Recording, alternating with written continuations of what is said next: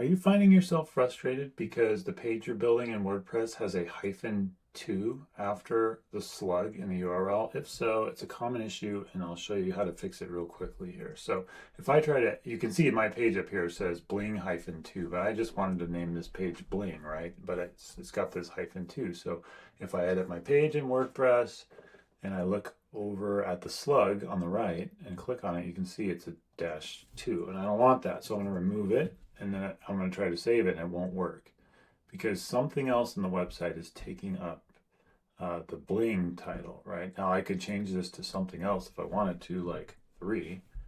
I don't want to do that, right? And sometimes that's fine if you're willing to rename your page. But here's the culprit. Go to your media library and search for that same page name you're trying to find. So bling. Here's something. I click on it.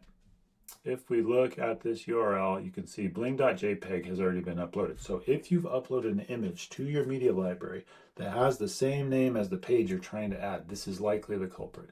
Here's how to fix. We need to change the slug on this image. So I'm going to hit edit more details. And initially it's going to look like I can't change this permalink. Like I'm looking at it, I don't see, well, how would I change this, right? Go up to Screen Options, click on Slug, and collapse that. Now we need to scroll down and look, there's this slug box. So now I can change this to something else, right? So like whatever, I can just name it something else, blingy or something. Update.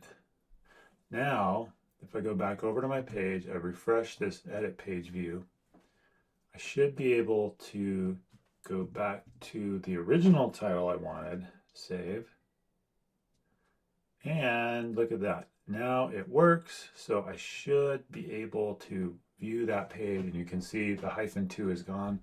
I hope this helps you. It's easy to get tripped up by this, and the screen options part is the part I even forgot when I started to make this. Like, wait, how do you change the slug?